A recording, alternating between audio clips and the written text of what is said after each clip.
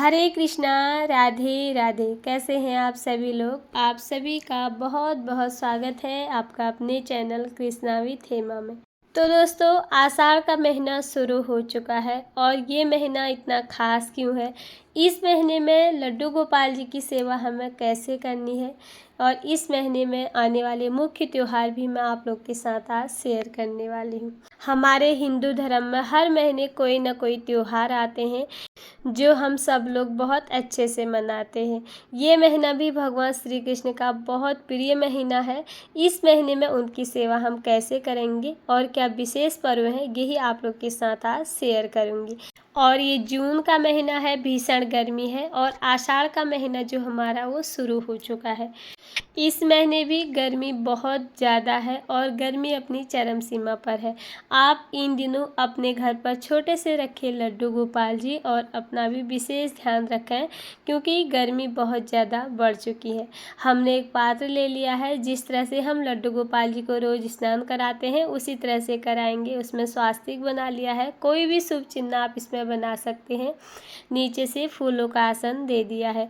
लड्डू गोपाल जी को आज मैंने सफ़ेद चंदन के लेप लगाकर उनका मैंने अभिषेक करा लिया है।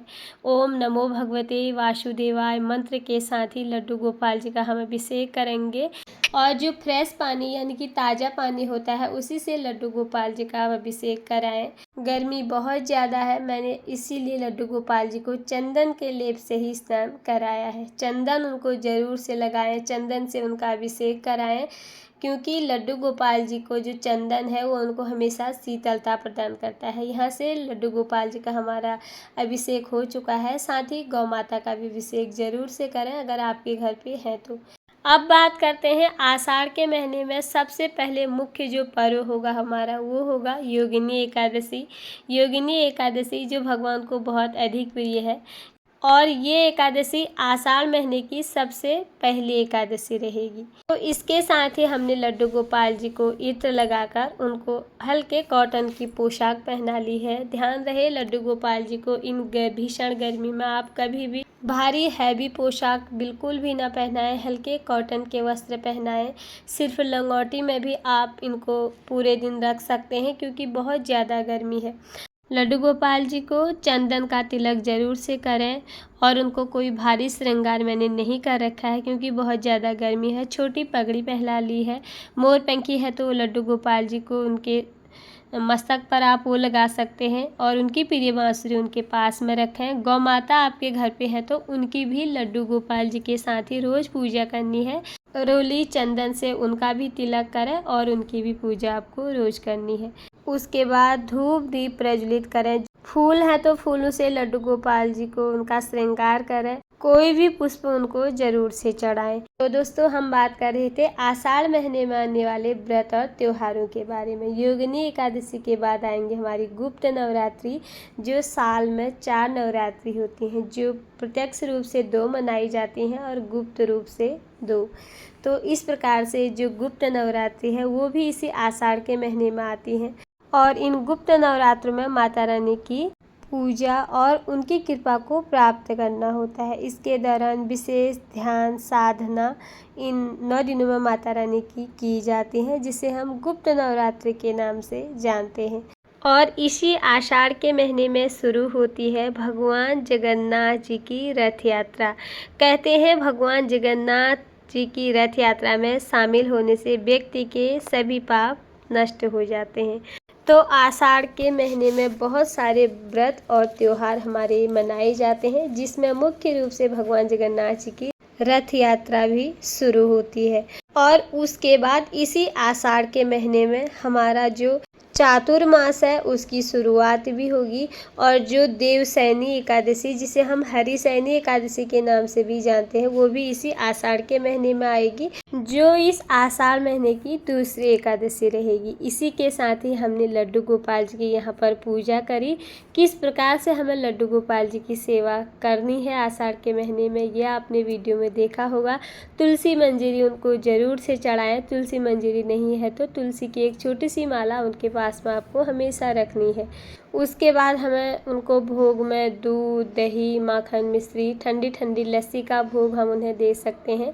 सबसे पहले हम इन्हें यहाँ पर गुनगुने दूध का भोग लगाएंगे, जिसमें मैंने मिश्री डाल दी है और एक तुलसी का पत्ता, जो लड्डू गोपाल जी के भोग में हमेशा डाला जाता है।